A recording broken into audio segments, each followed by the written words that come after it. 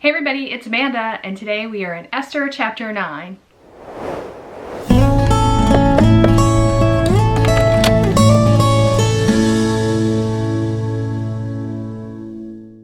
Hello everyone, and welcome back to our Esther Bible study. I'm very excited to have you join me, and I hope that you're excited to be back with us too. So every week I give you a task, and it's supposed to be a practical task meant to help you to be able to walk out your faith, not just have this weekly Bible study where you hear the word, but actually be a doer of the word. So last week your task was one of the non-tangible tasks. Like sometimes I give you a task, it's very specific, like get dressed up every day. But this past week it was actually about dealing with challenges, and we talked about the example of Daniel in the lion's den, and the idea that sometimes you're going into the lion's den, sometimes you're in the lion's den, and sometimes you're walking out of the lion's den.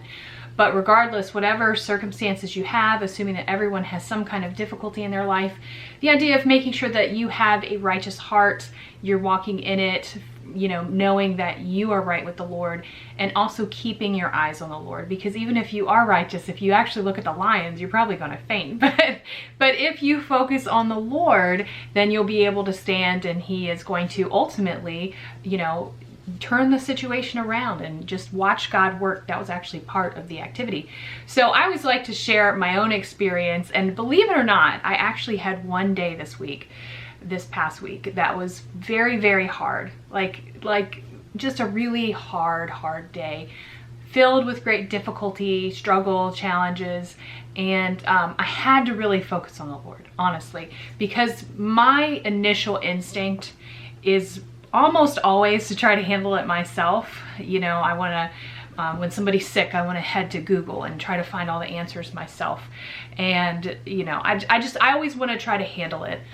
This particular situation, I honestly was completely out of my hands, which in some ways made it easier, but in other ways more challenging for me personally. But regardless, I had to keep my eyes on the Lord. I really did. And prayed to Him continually. And the truth is that a situation that was very difficult, that I wasn't sure that I was going to come out of it in a way that was going to be good, the Lord completely turned it around, miraculously. And I could actually see His hand, which that was part of the activity. You know, the idea that if you actually just step back, let the Lord handle it, know you're right with Him, trust Him, then He will work it out better than you could. And the truth of the matter is, I have to get to this point where I'm talking to you about it, and I have to say, you know what? God did work it out. It was a miracle. It wasn't anything I did, and I actually saw His hand and saw Him work. I don't know if you guys had anything like that this week where you saw Him work very specifically, but let me just encourage you that if you have something that is difficult and challenging, you're heading into a lion's den situation, keep your eyes on the Lord, and you can see Him work. You can see Him, you know, take care of circumstances for you, and you don't even have to worry about it. And you know what's really great about that is this week's chapter kind of continues on that thought. Continues with the idea of the Lord handling things in such a way that you can actually see His hand in it. So we're going to read Esther chapter 9, and I'm going to read all the way through it, and we're going to talk about it, and I'm going to give you a new activity for this week, and we're just about done with the book of Esther. Aren't you excited? So with that being said, let me go ahead and get started reading Esther 9. I'm going to start at verse 1, and it says this. Now in the 12th month, that is the month Adar, on the 13th day of the same, when the king's commandment and his decree drew near to be put in execution, in the day that the enemies of the Jews hoped to have power over them, though it was turned to the contrary, that the Jews had rule over them that hated them. The Jews gathered themselves together in the cities throughout all the provinces of the king Ahasuerus to lay hand on such as sought their hurt, and no man could withstand them, for the fear of them fell upon all people. And all the rulers of the provinces, and the lieutenants, and the deputies, and officers of the king helped the Jews, because the fear of Mordecai fell upon them. For Mordecai was great in the king's house, and his fame went out throughout all the provinces. For this man Mordecai waxed greater and greater. Thus the Jews smote all their enemies with the stroke of the sword, and slaughter and destruction, and did what they would unto those that hated them. And at Shushan the palace the Jews slew and destroyed 500 men, and Parshandatha, and Dalphon, and Espatha, and Paratha, and Adalia, and Aridatha, and Parmashta, and Arsai, and Aradai, and Vajazatha, the 10 sons of Haman, the sons of Hammedatha, the enemy of the Jews, slew they, but on the spoil laid they not their hand. On that day the number of those that were slain in Shushan the palace was brought before the king. And the king said unto Esther the queen, the Jews have slain and destroyed 500 men in Shushan the palace. And the 10 sons of Haman, what have they done in the rest of the king's provinces? Now, what is thy petition? And it shall be granted thee, or what is thy request further, and it shall be done. Then said Esther, if it please the king, let it be granted to the Jews which are in Shushan to do tomorrow also according unto this day's decree. And let Haman's 10 sons be hanged upon the gallows. And the king commanded it so to be done. And the decree was given at Shushan, and they hanged Haman's 10 sons. For the Jews that were in Shushan gathered themselves together on the 14th day also of the month, Adar, and slew 300 men at Shushan, but on the prey they laid not their hand. But the other Jews that were in the king's provinces gathered themselves together, and stood for their lives, and had rest from their enemies, and slew of their foes 75,000, but they laid not their hands on the prey. On the 13th day of the month of Adar, and on the 14th day of the same rested they, and made it a day of feasting and gladness. But the Jews that were at Shushan assembled together on the 13th day thereof, and on the 14th day thereof, and on the 15th day of the same they rested, and made it a day of feasting and gladness. Therefore the Jews of the villages that dwelt in the unwalled towns made the 14th day of the month Adar a day of gladness and feasting, and a good day, and of sending portions to one another. One to another. And Mordecai wrote these things and sent letters unto all the Jews that were in all the provinces of the king Ahasuerus, both nigh and far, to establish this among them, that they should keep the 14th day of the month Adar, and the 15th day of the same yearly, as the days wherein the Jews rested from their enemies, and the month which was turned unto them from sorrow to joy, and from mourning into a good day, that they should make them days of feasting and joy, and of sending portions one to another, and gifts to the poor. And the Jews undertook to do as they had begun, and as Mordecai had written unto them, because Haman the son of Hammedatha the Agagite, the enemy of all the Jews, had devised against the Jews to destroy them, and had cast pur, that is the lot, to consume them, and to destroy them. But when Esther came before the king, he commanded by letters that his wicked device which he had devised against the Jews should return upon his own head, and that he and his sons should be hanged on the gallows. Wherefore they called these days Purim, after the name Pur. Therefore for all the words of this letter, and of that which they had seen concerning this matter, and which had come unto them, the Jews ordained and took upon them, and upon their seed, and upon all such as joined themselves unto them, so as it should not fail, that they would keep these 2 days according to their writing, and according to their appointed time every year. And that these days should be remembered and kept throughout every generation, every family, every province, and every city, and that these days of Purim should not fail from among the Jews, nor the memorial of them perish from their seed. Then Esther the queen, the daughter of Abihail, and Mordecai the Jew wrote with all authority to confirm this second letter of Purim. And he sent the letters unto all the Jews to the 127 provinces of the kingdom of Ahasuerus with words of peace and truth, to confirm these days of Purim in their times appointed, according as Mordecai the Jew and Esther the queen had enjoined them, and as they had decreed for themselves and for their seed the matters of the fastings and their cry. And the decree of Esther confirmed these matters of Purim, and it was written in the book. You can see everything is kind of wrapping up here. And we're starting to see how everything turned out, but honestly, the beginning of this chapter is the day, the actual day that was appointed for the Jews to die. This was the day they'd been dreading and waiting for ever since Haman had cast the lots and determined the day that he thought was appropriate to make this happen. And certainly the Lord made sure that this day was going to be a day that was remembered, but not because of Haman. So let's just go over what we read here. So it tells us that we are now in the 12th month. Remember, we had this, it's been like 9 months since they had this feast. Haman was hung, and they had sent a decree to all the 127 provinces saying that the Jews could defend themselves, and they were allowed to take spoil from the people as well. But the idea was they had to have time, because there were 127 provinces that they had to cover and get all of this message to, and they were traveling essentially on foot. So they had to make sure there was time to get to all of them, and when the time came, they did. They managed to reach all of the different people in all of the different places, give them the information about how they could defend themselves, and so this was not going to be the bloodbath that they anticipated and they had cried out for. The Lord had delivered them. So we get to this 13th day when the commandment of the king was, and I just absolutely love, just in the first verse, it says, in the day that the enemies of the Jews hoped to have power over them, though it was turned to the contrary, and the Jews had rule over them that hated them. Let me tell you something, right there, you can see God's absolute hand. Rick and I were talking in the Psalms the other night how, how we can totally see how God's hand is on the world. And we were talking about, it was the Psalm that says, when I consider the stars and the moon, what is man that thou art mindful of him? I totally paraphrase that, but you know what I'm talking about, right? It's in Psalm 8 or 9. But anyway, we were talking about how big the universe is, right?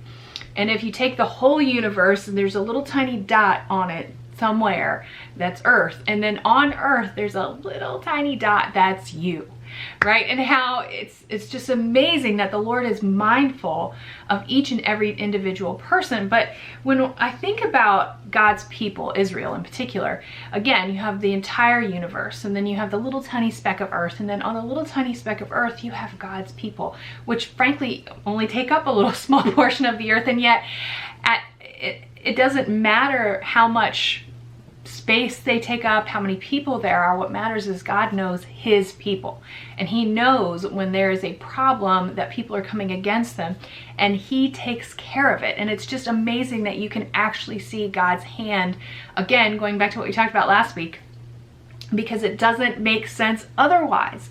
It doesn't make sense that this group of people that has been tried to be destroyed from the beginning, they've maintained, and they're still here today maintaining, and that's God's hand on his people. But here in particular with the story of Esther, I know I keep holding up my phone, reading my Bible on here. So anyway, so they gathered together in their cities, verse 2, and they were going to lay hands on anyone who would hurt them. And of course it says no man could withstand them, because the fear was on the people. Was it the fear of the Jews in particular? Was it the fear of the God of the Jews? I think we know the answer to that, because remember last week it said that there were a lot of people who actually came to know the Lord through this circumstance. They saw his power and turned to him. And of course, God's going to get the glory no matter what. But it even says, verse 3, which I think is even more amazing, that all the rulers of the provinces, the lieutenants, the deputies, the officers of the king, they helped the Jews. Now imagine that. Imagine a wicked, perverse kingdom, community, and yet all of the government officials who are not believers are helping God's people. I mean, that is tremendous. If you just think about, our world today, if you had all of the governmental leaders supporting God's people, I can't even imagine such a thing. So to be like that, again, you're seeing God's hand. It's very specific. You can't miss it. He is there and he is working. So they were all helping. And why? Because they feared Mordecai. The Lord had lifted up Mordecai to a place. It says that he was great in the king's house, and he just got greater and greater. And I don't think he was getting greater and greater because, any random reason. We've seen Mordecai. We've seen him in his faithfulness and how he follows the Lord. And the truth of the matter is, if you are going to be faithful to God and his will and his way, chances are you're going to grow greater and greater in the respect that you have of other people, because why wouldn't you? If you had integrity, if you were doing your job well, if you were looking out for other people. you're going to get respect, and the integrity is going to show, and people are going to have faith and trust in not you necessarily, but certainly they'll see your God through you. So Mordecai was getting greater and greater, and therefore the people were seeing it and kind of saying, you know what, we need to be on whatever side he's on because that's the right side. And so they took the Jews' side. So it says the Jews smote all their enemies. They smote them with a sword. There was destruction. And at Shushan at the palace, they destroyed 500 men. And then they name all of the 10 sons of Haman. And they killed them as well. We're going to talk more about that in a second. He said, but on their spoil, they laid not their hand. Now, I was curious about that. I was looking at some different things, or listening to some different things about that particular passage. And the explanation I thought was the best, and again, this is just my opinion, was just the idea that if you think back to when we studied about Saul and how the Lord had wanted him to destroy the Amalekites, but he told them not to take any of their things because essentially they were defiled, and he didn't want them to have anything that was defiled with them. But of course Saul didn't listen, and he took what he wanted and didn't destroy the Amalekites completely. You know, these Jews at this time, they had learned a good lesson about the Lord, and they were being faithful. And so even though they could have legally, according to the law, have taken whatever they wanted, because they did not want to have anything that was defiled come into their homes, they didn't take any of the spoil. And so so that was what I thought was the best explanation. And it makes total sense to me. You know, you're talking about ungodly people that want to destroy God's people. I don't know that they have anything that you could possibly need. What could you need? So anyway, so the king finds out, says the information about all the people who are slain comes to the king, and the king goes to Esther, and he's like, okay, well, this is what's happened. You know, 500 men were destroyed in the palace, and the sons of Haman, and he's like, you know, you can only imagine what's happening in the rest of the provinces. So now what would you like in addition? Is there anything else? And she said, well, if it's okay, could we have Haman's 10 sons hanged on the gallows? Which I'm sure sounds harsh. It sounded harsh when I read it, but at the same time, I understand that they were trying to make a point, that people would see that it wasn't just Haman. Remember, Haman built the 50-foot gallows. And the truth of the matter is, and let me just say this about sin, if I could just pause in the midst of the explanation for a moment. A lot of times we think that we sin in such a way that it only impacts us. You know, we'll do something wrong. We know it's wrong, but we're thinking that, you know, if something were to happen, it doesn't hurt anybody else. What I do doesn't, nobody else is affected by it. It's only me and my life. And if they're affected by it, it's only because they let themselves be. And that's kind of an excuse people make with their sin. But the truth of the matter is whenever we sin, people are impacted. And let me tell you something else. Usually the people in our families are impacted the most. You know what I'm saying? We've done a lot of work in addictions ministry and jail ministry over the years. And as such, you know, we've seen some things where people get involved in perhaps alcohol, and they think that it doesn't bother anybody. But what it does is not only does it take the person away from their family and their family time, but it takes financial resources away from their family. It builds stress in their family because you have someone who previously was someone they could count on and now someone they can't count on. There's the fact that a lot of times they will get involved in alcohol. The one family member will, usually an adult, and they will tell then their children, you don't get involved in this. I don't want you to do this, but this is what, you know, do what daddy says, not what daddy does. But what almost inevitably happens is the children then get involved with alcohol and have an alcohol problem. And, you know, they say, oh, well, that was their choice. Well, really, you modeled it and you gave the example. And of course, they're going to follow what you modeled more than they follow what you say. So, you know, you can't sin in a box. It doesn't ever only impact you. And so Haman's sin didn't only impact him. It impacted his whole family. You know, let's just say they didn't actually kill his sons. It still would have shamed his family. You know, they would have, he was like the leader of, one of the leaders of the king's household. And, you know, imagine let's just say you kept it minimum, the drop in income, the shunning and the drop of respect. It would have hurt his family tremendously, even if it hadn't have come down to this. But the reason why it came to physical battles and fighting was because Haman set it up that way. Haman was the one who was determined to destroy everyone else, the whole family of God. And now God has destroyed or allowed the destruction of his whole family.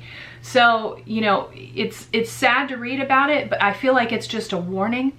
Do not think that you can sin in such a way that it is not going to impact anyone else. Your sin will most certainly impact other people and especially your family. Just a side note there. So we have all of his sons. It says they gathered together. The king commanded that it was done. The decree was given and they hung the 10 sons. It says the Jews were gathered that day on the 14th day. This is the next day.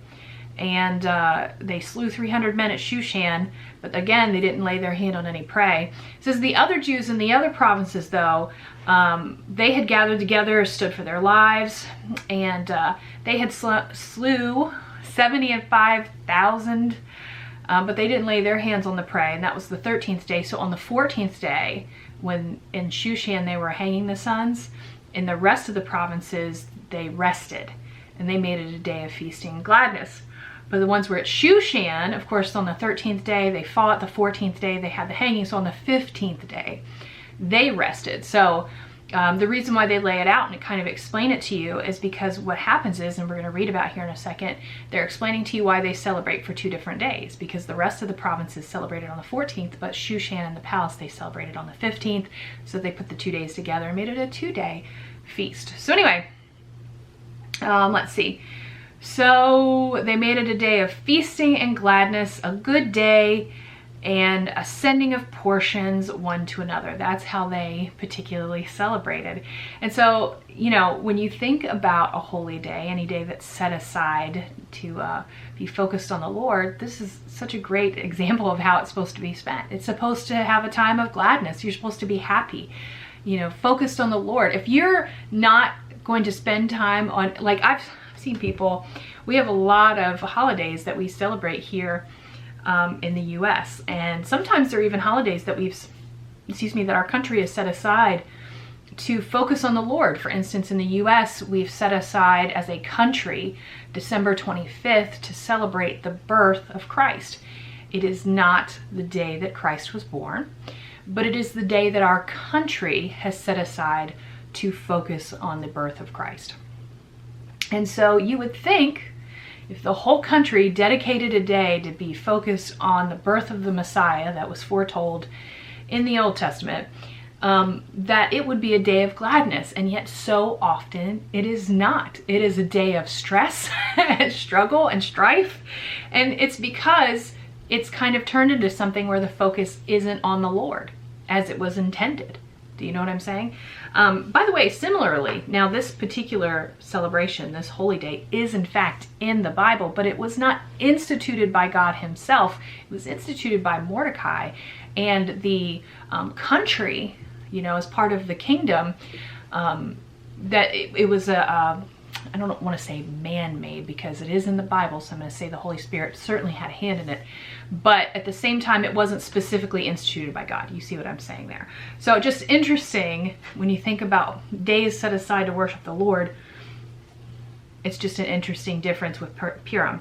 So anyway, so they set aside this day that they, Mordecai wrote the things and sent the letters.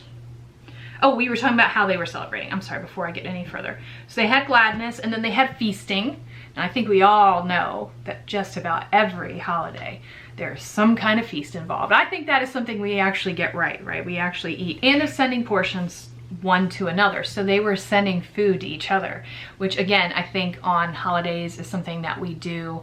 A lot of times we give gifts of like, I don't know, we give like banana bread or zucchini bread, or we give canned goods and things like home canned jams and things for Christmas. And I think that's a really great way to honor the Lord and also be gracious to your friends and neighbors. So that's how they celebrate it, and it's a beautiful thing. So Mordecai decided that that is what they were going to do, right? He wrote everything in a letter.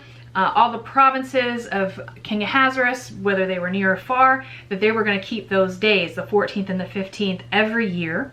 They were going to enjoy that time because that was the days they rested from their enemies, and it was a time when everything was turned from sorrow to joy and mourning to a good day. Right? So this was the whole point. We're remembering that the Lord had delivered them from just the worst possible circumstance and turned it into good.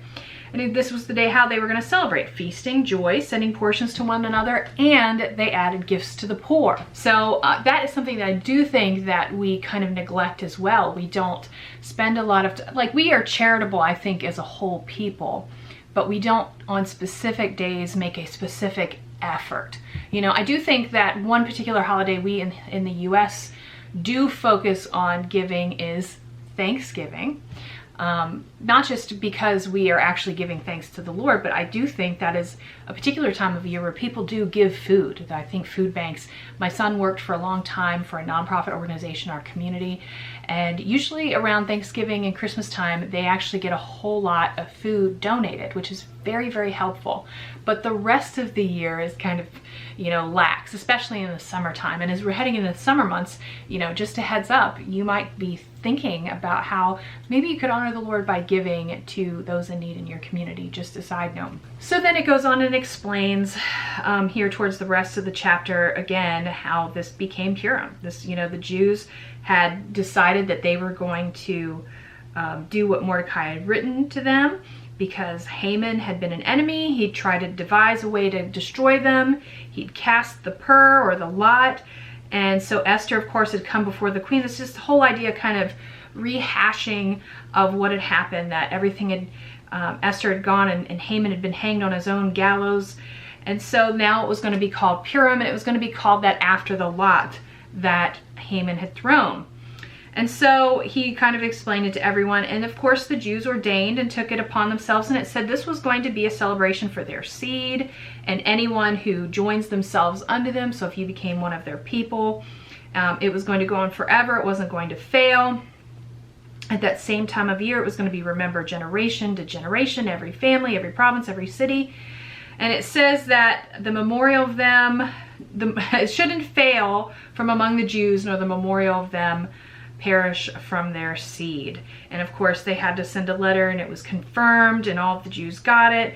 And so this was the official decree that they were going to have Purim, and it was going to be celebrated every year. Now, you might have heard of a lot of different biblical holidays, but you might not know very much about Purim. But now I hope you do, and I hope you understand why it happened, and I hope you also understand how it is supposed to be celebrated.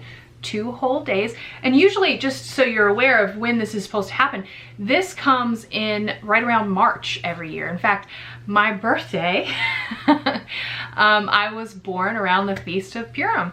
And so it's easy for me to remember what time of year it should be, because it's usually right around my birthday. But anyway, so it's usually March that it comes every year. And there's 2 days that are set aside to remember how the Lord had delivered them, how they were supposed to be completely destroyed. It was a time of mourning, and yet now it is a time of rejoicing and seeing that the Lord had completely turned it around, so that they not only were not destroyed, but they had a victory over their enemies. This is just a complete turnaround of everything they could have ever expected, and it was all God's hand. So last week we talked about how when the Jews had found out that God was going to deliver them, they had, it was verse 16 of chapter 8, they had light and gladness and joy and honor. And this week we talk about the idea of going from sorrow to joy.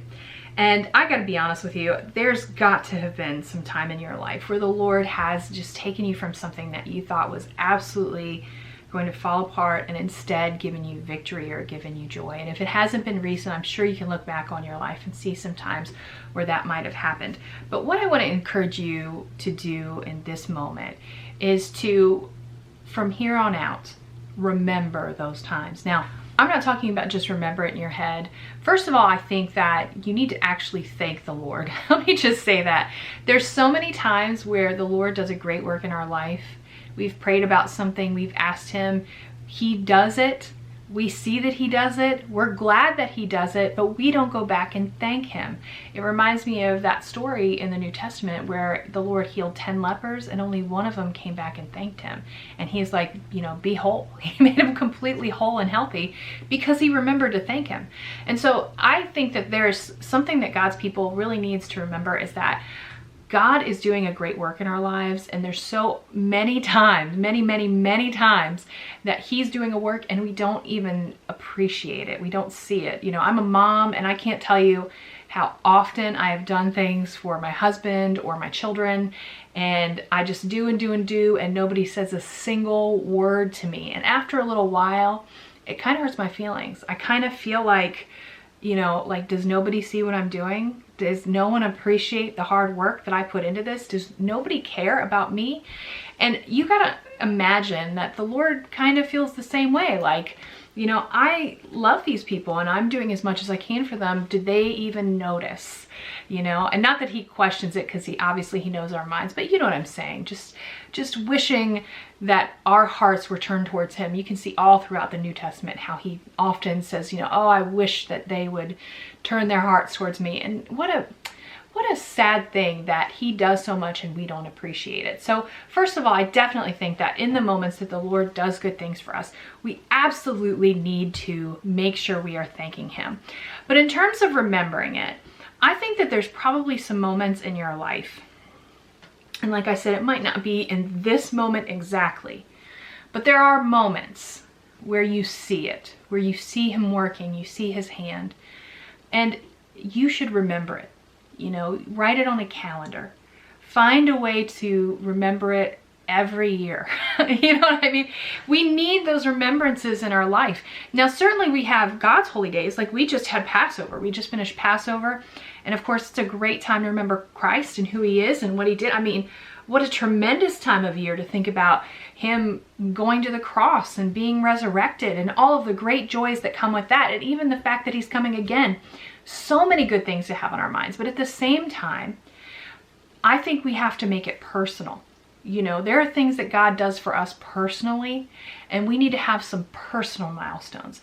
And I also think that it's helpful too, because it's very easy to have the group celebrations and see all the things that God has done in the past. But the things that God does in your life that you've seen and you've experienced are often the most powerful things that keep us close to him. So I want you to try to find ways to mark and remember those times that the Lord has actually delivered you or given you some kind of joy where you expected sorrow. He's taken you from a time of mourning to a good day. At the very least, like I said, to remember it, to write it on a calendar, to write it in your notes and say, God did this today, write it in a journal, have that kind of remembrance. But if it's something big, like I have a friend who beat cancer, and there was a day they rung a bell and they were cancer free. What a day. I would celebrate that, my friend. I just can't, I have no words for that. What a beautiful day to remember that you have literally a new life.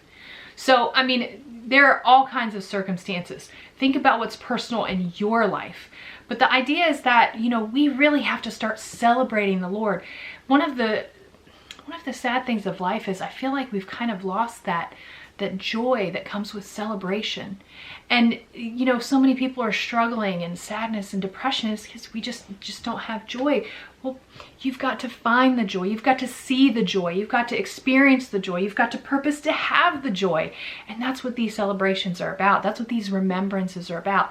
Seeing God and his work in your life and just being faithful to, dwell in that. Because if you're dwelling in the world, that's going to make you miserable. But if you dwell in God's goodness, you are going to be filled with joy that you can't even explain. It's going to be amazing.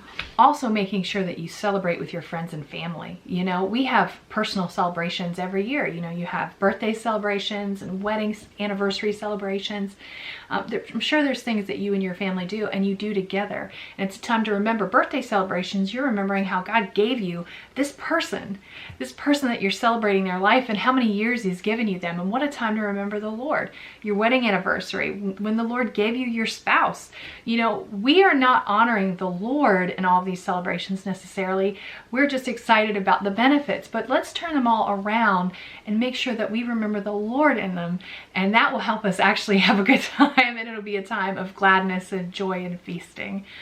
Also, let me just encourage you to find room in your celebrations to think about others, to make sure that you are, you know, maybe giving food to others or even giving to the poor. It's a great way to celebrate, and certainly a way for God to be honored and for his people to show who he is and what kind of a good God he is. So it's not exactly holiday time. I mean, usually we think of holiday time here in the US in the fall, but there are certainly things that we can remember, like I said, through the spring and summer season where we can honor the Lord. I think we're going to see his hand very much in the next few years, and I really hope that you will mark the moments down where you see great victories and just remember the Lord and remember the work that he's done, and do not forget to thank him. This is a very special time. So the task this week isn't one that is necessarily for right now, but I want to put it in your mind because honestly, we need joy. We need celebration, and the Lord is so good to us. We should definitely take time to purpose to be thankful and honor him. So anyway, well, that's all I have this week. So let's go ahead and close in a word of prayer and we'll be done. Lord, I thank you so much for every single time in my life that I thought that I might have been defeated, and yet you have turned things around. It has happened so many times, so many miracles in my life, even this week, Lord, that you have done things that I just didn't understand. And you have been so gracious and good to me, Lord. And I know that you've been gracious and good to every lady that's listening here. Lord, I pray that we would be more thankful. I pray that we would remember the work that you do, and that we would actually enjoy times of feasting and joy, and we would share with others, and that people would come to know you through the good times and stop dwelling on just the bad times, Lord, because you are so good to us. I pray that you'd be with us this week, that we would be mindful of you, and that you bring us back together next week as we finish the book of Esther. Lord, I pray you'd bless us and keep us. In Christ's name, amen. Well, there you go. So next week, chapter 10, very short chapter, but we're gonna talk about it, and we're gonna finish up the book of Esther. By the way, I don't know what kind of Bible study you're doing next. So if you have any ideas of another book that you would like to do, let me know and we will study it. Maybe not a book, maybe a chapter. Maybe there's something that's on your mind. So anyway, all right, well, that's it. You all have a great day. Thank you for joining me, and I'll see you next time. Bye.